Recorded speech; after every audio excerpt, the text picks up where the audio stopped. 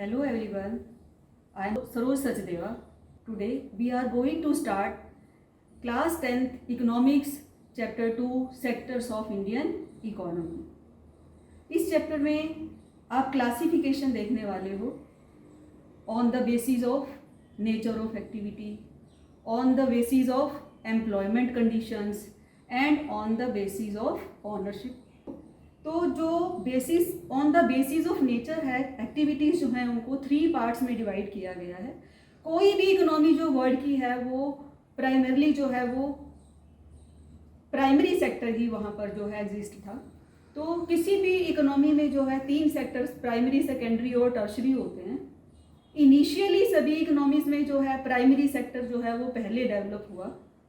तो primary sector की जो एक्टिविटीज़ हैं उसमें agriculture, dairy farming, forestry, mining, fishing, ये सारी एक्टिविटीज़ आती हैं जो कि डायरेक्टली नेचर से जुड़ी हुई होती हैं. सेकेंडरी सेक्टर जो है, सेकेंडरी सेक्टर को मैन्युफैक्चरिंग सेक्टर भी बोला जाता है. It's also called industrial sector. ये जो सेक्टर है इसमें प्रोसेसिंग होती है. सपोज प्राइमरी सेक्टर में जो वीट उगाया गया या डेयरी प्रोडक्ट्स में जो मिल्क है उनको यूज़ करके सेकेंडरी सेक्टर में उससे बिस्किट बना दिया गया, या जो माइनिंग हुई उससे कार बना दी गई, जो कॉटन उगाया गया उससे क्लॉथ बन गया, शर्ट बन गई, जो आप देख पा रहे हो पिक में. तो इस तरीके से जो प्रोसेसिंग है वो सेकेंडरी यूनिट में होती है, सेकेंडरी सेक्टर में होती है. इसको मैन्युफैक्चरिंग सेक्टर भी बोला जाता है. जब जो थर्ड सेक्टर है उसको बोलते हैं tertiary sector. Tertiary sector is also called service sector. No goods are produced in this sector, only services are produced. This sector helps to grow primary and secondary sector. For example, primary sector में जो production हुआ उसको secondary sector में processing unit तक ले जाने के लिए ट्रांसपोर्ट की ज़रूरत है, ट्रेड की ज़रूरत है. और सेकेंडरी सेक्टर में भी जो प्रोडक्शन हुआ उसको मार्केट तक ले जाना, उसके लिए जो है ट्रांसपोर्टेशन की, इसके अलावा बैंकिंग, इसके अलावा इंश्योरेंस और ट्रेड, ये सारी जो नेसेसिटीज़ हैं ये टर्शरी सेक्टर में जो है वो पूरी होती हैं. तो टर्शरी सेक्टर को जो है सर्विस सेक्टर भी बोला जाता है. How to calculate GDP, gross domestic product. The value of all final goods and services is used rather than number of goods to calculate GDP. जो फाइनल गुड्स एंड सर्विसेज हैं उनकी जो monetary value है तीनों sectors की, उसको GDP बोला जाता है. मीन्स जो वैल्यू कैलकुलेट कर ली जाती है primary sector, secondary sector, tertiary sector में जो मॉनेटरी वैल्यू है गुड्स एंड सर्विसेज की, उसको GDP कहते हैं. फाइनल वर्ड्स जो यूज किया जा रहा है वो इसलिए किया जा रहा है कि फाइनल गुड्स वो गुड्स होती हैं या services which are ready to use. That goods are selling to final user, only that are use to calculate GDP. क्योंकि जो फाइनल गुड्स एंड सर्विसेज हैं उसमें इंटरमीडिएट जो गुड्स हैं उनकी वैल्यू ऑलरेडी इंक्लूडेड रहती है. फॉर एग्जाम्पल, आपने प्राइमरी सेक्टर में जो वीट उगाया और सेकेंडरी सेक्टर में उससे जो बिस्किट बना, तो बिस्किट फाइनल प्रोडक्ट है जब जो कि रेडी टू यूज है. तो बिस्किट जो है वो फाइनल प्रोडक्ट है, उसको गिना जाएगा, ना कि वीट को भी साथ में गिना जाएगा, नहीं तो डबल कैलकुलेशन हो सकती है. So we use final goods and services to calculate also the sum of production of these 3 sectors. मैंने बताया आपको वही GDP है. Historical changes in initial stages में वर्ल्ड के सभी कंट्रीज में प्राइमरी सेक्टर जो है वो ही डेवलप हुआ पहले, क्योंकि ह्यूमन बींग्स जो थे स्टार्टिंग में जब उन्होंने रहना शुरू किया एक जगह पर रुककर, तो अपनी लाइवलीहुड के लिए उन्होंने एग्रीकल्चर स्टार्ट की, एनिमल रियरिंग स्टार्ट की, नेचुरल रिसोर्सेज को एक्सप्लॉइट करना शुरू किया. तो प्राइमरी सेक्टर ही डेवलप हुआ. बहुत सारे लोग जो हैं वो जब एग्रीकल्चर करने लग गए और प्रोडक्शन जो है बढ़ना शुरू हो गया, तो धीरे धीरे जो है कुछ लोग वहाँ से हटके दूसरे काम करने लग गए. जैसे क्राफ्ट हो गया, जूट उगाया, उसकी जो है रस्सियाँ बनने लग गई या टोकरियाँ बनने लग गई, ऐसे शू मेकर बन गए कुछ लोग जो हैं.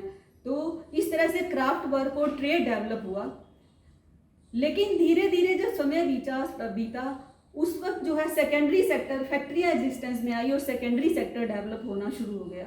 जो गुड्स थी वो फैक्ट्रीज में प्रोड्यूस होने लगी। बहुत सारे लोग प्राइमरी सेक्टर को छोड़कर सेकेंडरी सेक्टर में चले गए, क्योंकि इंडस्ट्रियल सेक्टर है सेकेंडरी सेक्टर, फैक्ट्रीज में काम करने लग गए। जब फैक्ट्रीज में बहुत सारे लोग काम करने लग गए और प्राइमरी सेक्टर भी डेवलप होना शुरू हो गया, तो सर्विसेज की ज़रूरत महसूस हुई। जो सर्विसेज थी जैसे ट्रांसपोर्टेशन है, इंश्योरेंस है, बैंकिंग है, इन सब की ज़रूरत महसूस हुई। तो पिछले लगभग 100 ईयर्स से हम देख रहे हैं कि जो टर्शरी सेक्टर है वो लगातार डेवलप हो रहा है, क्योंकि नई नई सर्विसेज जो हैं वो यूज़ हो रही हैं, लोगों की डिमांड बढ़ रही है सर्विसेज के लिए। तो टर्शरी सेक्टर जो है वो बहुत तेज़ी से ग्रो कर रहा है। Primary, secondary and tertiary sectors of India. अब आप देखोगे कि प्राइमरी, सेकेंडरी और टर्शरी सेक्टर का जो कंट्रीब्यूशन है इंडिया के कंटेक्स्ट में कैसा रहा। अभी आपने हिस्टोरिकल चेंजेस दिखे इससे पीछे वाली स्लाइड में कि प्राइमरी, सेकेंडरी और टर्शरी सेक्टर जो है उसमें कैसे चेंजेस हो रहा है, डिफरेंट कंट्रीज़ में कैसे चेंज हुआ। तो अब आप इंडिया के कंटेक्स्ट में ये देखने वाले हो। Graph 1, GDP by primary, secondary and tertiary sector. ये 1973-74 एंड 2013-14 का जो डेटा आपको बताया गया है, इसमें 1973-74 में जो कंट्रीब्यूशन था जीडीपी में प्राइमरी, सेकेंडरी और टर्शरी सेक्टर्स का, वो दिखाया गया। GDP is the value of all final goods and services produced in a country with in a particular financial year. आपने अभी सीखा पिछली स्लाइड्स में। तो इसमें जो टोटल कंट्रीब्यूशन है जीडीपी में प्राइमरी, सेकेंडरी और टर्शरी सेक्टर का अराउंड 6 और 7 लाख करोड़ रुपीज़ है, जिसमें प्राइमरी और टर्शरी सेक्टर का जो कंट्रीब्यूशन है उसमें बहुत कम डिफरेंस है, जबकि सेकेंडरी सेक्टर का कंट्रीब्यूशन जो है वो काफ़ी कम है। लेकिन 40 ईयर्स के बाद 2013-14 में आते हुए जब 40 साल बाद का देखते हैं तो उसमें हम देख रहे हैं कि जो प्राइमरी सेक्टर है उसका कंट्रीब्यूशन बढ़ा, सेकेंडरी सेक्टर का भी बढ़ा, लेकिन टर्शरी सेक्टर का कंट्रीब्यूशन बहुत ज़्यादा बढ़ गया। टोटल जो कंट्रीब्यूशन है 56 लाख करोड़ रुपीस का जो इकोनॉमी में रहा प्राइमरी, सेकेंडरी और टर्शरी सेक्टर का, उसमें टर्शरी सेक्टर का कंट्रीब्यूशन लार्जेस्ट था और सेकेंडरी सेक्टर का जो है वो सेकंड नंबर पर है, जबकि प्राइमरी सेक्टर का कंट्रीब्यूशन सबसे कम हो गया।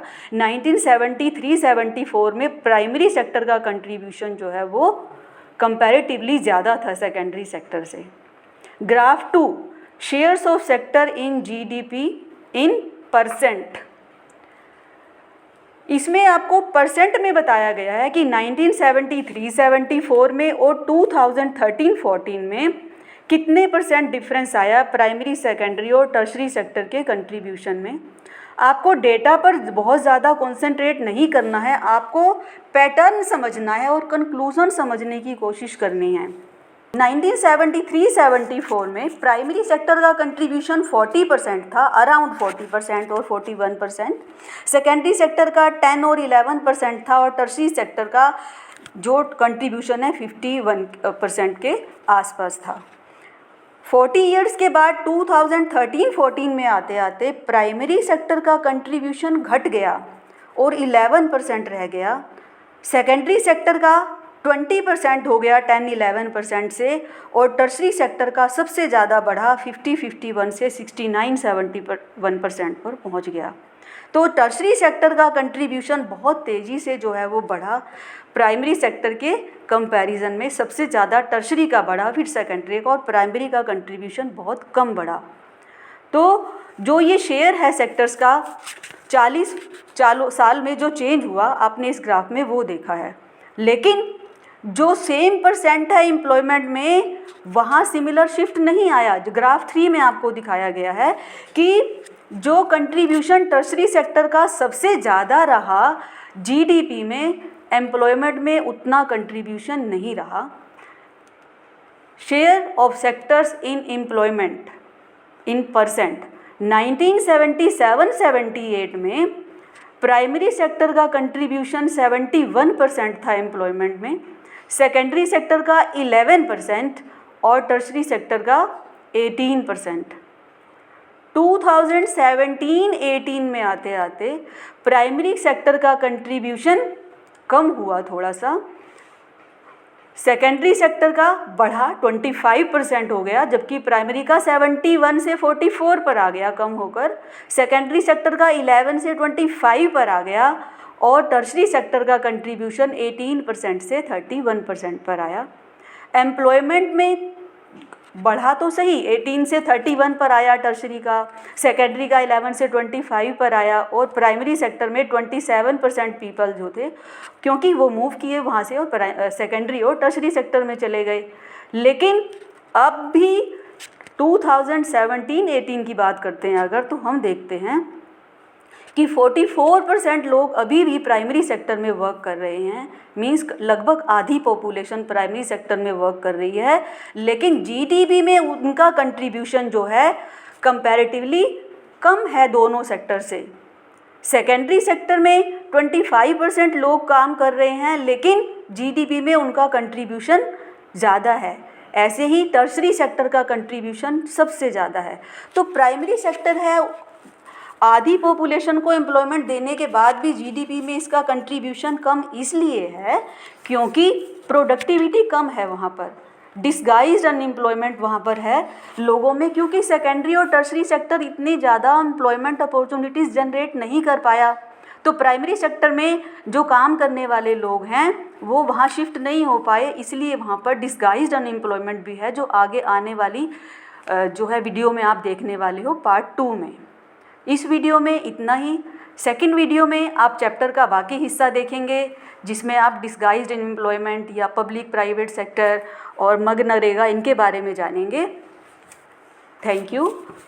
Please like, share and subscribe my channel. Thank you.